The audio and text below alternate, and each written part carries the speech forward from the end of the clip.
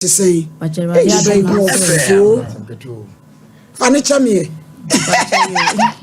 I prefer very trini baby. Jennifer, Madam, me pachoba me show you so me wo Quran, Bible, and be focus ya snap ni bodu ya dey na ope. Pachampa Bible. Oko here sorry. Pacham komatedis. Oh. Kola no ofe papa. Info be ya na modunu na ma na wona nwura no. Peja. Jennifer, peja Bible no. Maso bodi eye me. Pacha ye me Jennifer. Ikra me Bible. Ikra me Bible. Sa sama me beken. Sa asama me beken. No kretrodo. No kretrodo. Mi nitro. Onyame boa me. Oda. Jennifer, dey di ka o mfie sen. Pacha mo 29 years. Ha! Asra wa de sera, wo ha de hana, wo yo di yona, polia de polina, kokwa de comfort, koto di kunto, chichidia de chairman, for the farmer. Hey! 29. Oh, there you God. What? Pacha yampa. 29. Pacha. Come on. Me ka so ba ka 16. Ti be ko si be ma kro me ba be toto ama no. Se wa fa kro aketo a.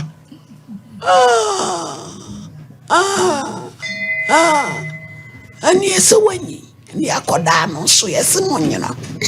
Anabra mpa be je unana. Ape be bi de natra. Akoye eduro nyini yo asresre. Na kra ne friend say. Pacha yentu ni din. Ati atum jamba be ma na tritru mo hwe. We be bi eduro nto akola edin ha ene manye. Jenny, relax. Why? Ibi abe fa de asem na de abe down ma me aba afefe. Pacho mene ni ne fefru. Hey, come on. Hey. Boko. Esiano, osiani o, osiani o. Odi awomo. Ni di awomo, odi awomo ejano. Onyame no boafo. Osiani da be. Pacho yesia on July last year. Ena osiano. Pacha. Osiano we. Pacha mishano na prabudo mpase aplabo. Na wo hi na wo free. Pacha mfasante achempo no. Oh, kono ngo. Oh, parena, unni aba o. Ene de waje ehia. Na wo uti kumase. Pacha. Ono maame. Pacha. Ene o papa. Pacha me fada na mfada wakra. Na unko school. Pacha me student o dwaso. School be. Pacha afuna me konesin. To was starting. Pacha. Wewuram. Pacha me wuram na me de akwakwa wi. Ah. Yeah, ya mo hadwen. But encourage you ate. Pacha. Obeto aso. Wosi usia ba ni ban yi wo he. Ni a wo de ban. Usia labon. Baby, maame ani abrew. Tu usia no de passam tu wanim. Pacha. Ene yede. Na me pene so. Ba me ne have sex no. Na me ya say me yare na me enti e say usia ne di sansa na o mane di akomu ama wo. Hele no ma fi mu ko. Ah. Come on. Boko, my lady Boko. Hey, have you my usia man wa 1 week no no mo di amamu awu mama mo. Come on. Hey, Abigail mo ye niemo. Usia no 1 week. Pacha. E na wo man di ko wo. Pacha. Adantia. Na pe no broso. Ana wo de upie me ma usika. Pacha. Aya na ye pieli. Mu pie ko he. Pacha like sports being. Tu boy no twa kakra honum. Pacha Debbie. Na dia na amokonom. Na wona me kwotran don si mo ne mo tbi na yanom na so. Won shi wi so. Pacha Debbie. Na da mo ko dem no. O ma me dia ha de wo ba. Ni emenyina bi busa no tutorials no. Eno na me de ya me judgment no. Na me hunu asem no. Da mo ko dem wi di ka no ye Jenny. Mas no. Na topem wo hye. Yes.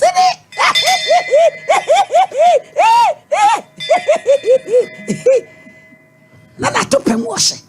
Ana oye usuro mushi. But you slow. Akosiro. Ansana usu mama usre. okosuru na da no woko wura nso sei abaya Pache ko ba ko pe.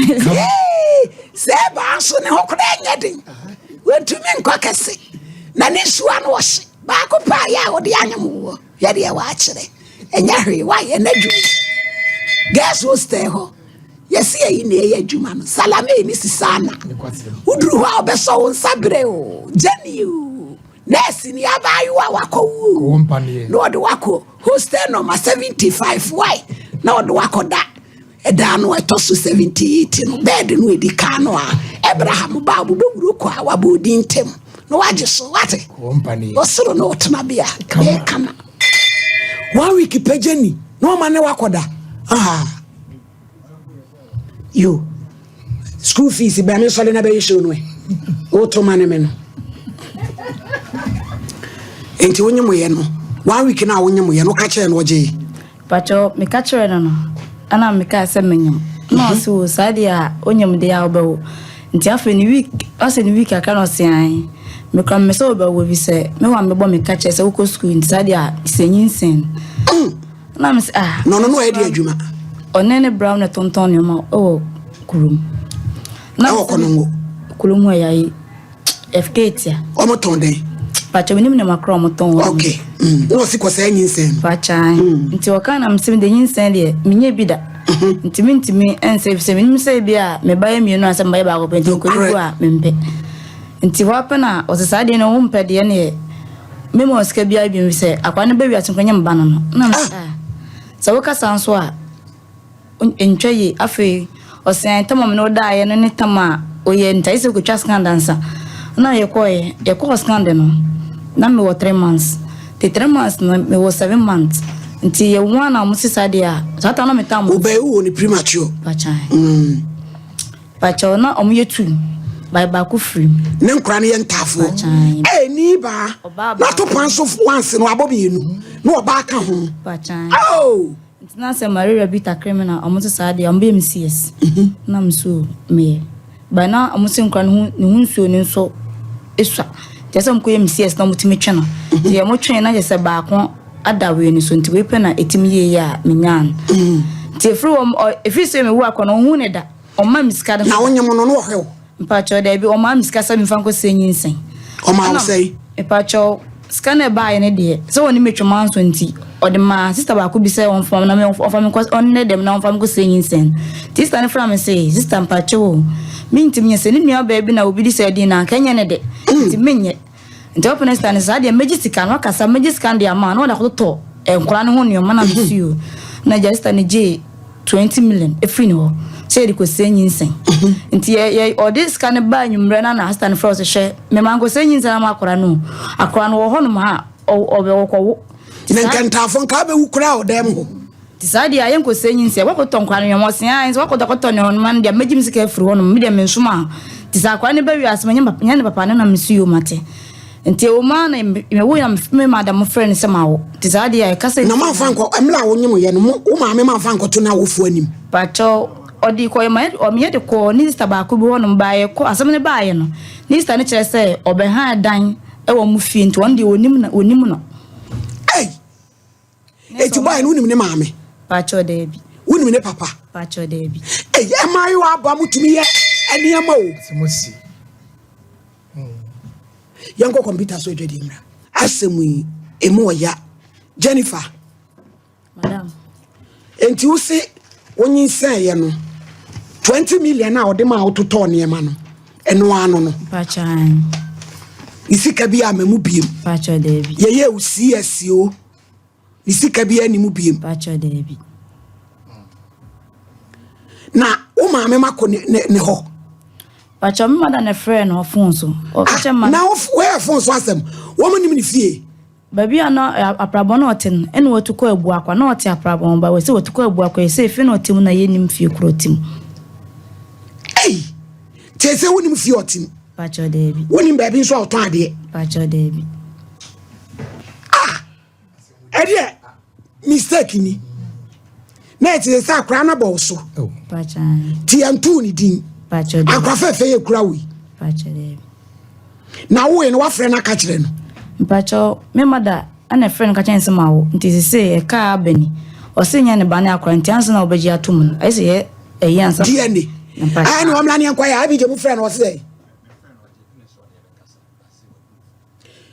Kate afine no ton ade no Mami Kate afine no ton ade pacho me no bia o ton ade no potin na mla na woni ne twempra he na na se bia so no okwa ho adwuma no pacho na me ka se no oti aplabo ba yi se watu ho me kwa wo ba ye na me ye ko ete se woni ba bi ote pacho woni ba bi o ya adwuma pacho beja debi wa fa ne picture ma pacho debi no me wo me phone ba ko ba me so me phone naira edi a shit bomb case ni where your shit bomb ankasa bomb latri case you run for shit bomb because ni pan uni baby what uni baby o ya juma ni mobile no bo be chase san wo china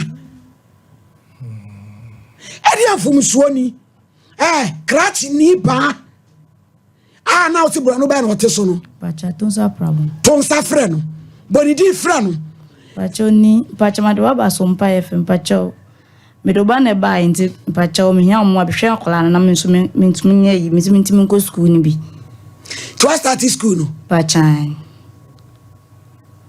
o ma me na ehwe school say pacho woni me fada mo ha dwen edi bai wo yire frawo baba hoba na kwani nko school waje penia so ne ye be kasa when na me koka so for me be ifo so for me anye so for me enu wi wo so for me di wi tofio so for me atatomo ese mu sei ya frawo waje peni edru adum fon me tro nya me katia ho wo beti nyina kwase me kura me kan se me enim ba bi o ni e ko order wisdom men send ni adama abi don't go on Facebook na ni photo na ni mu hia ba akoma na we dey see the picture to so because why ira you hu that the pants wa ba tomorrow you find photo to so ni pa wisdom adama wo shebu ya kwa wa to pa ya ukobu ye no aso aba kwase ante wono so wo mfie sei pacho on dem nim mfie eja wo so de wa jimi papa abige mummy ya me puna munyi me fia na mame na me hye no bukwai safu kataka yibe se me pa ba na mame na ese budi di wo mu mamu anu ani ehlete ma fi mu a empa no totuto ye bia mu a white ko trebetre free screening ko yenyu Anumanje hospital for na free screening engasem ketwa na ebeboa wo osi o ye kidi unufu no ya die bi obey mu hwem misrew ko sumi ni de to so aduani ya se ne se twem ene de tie sei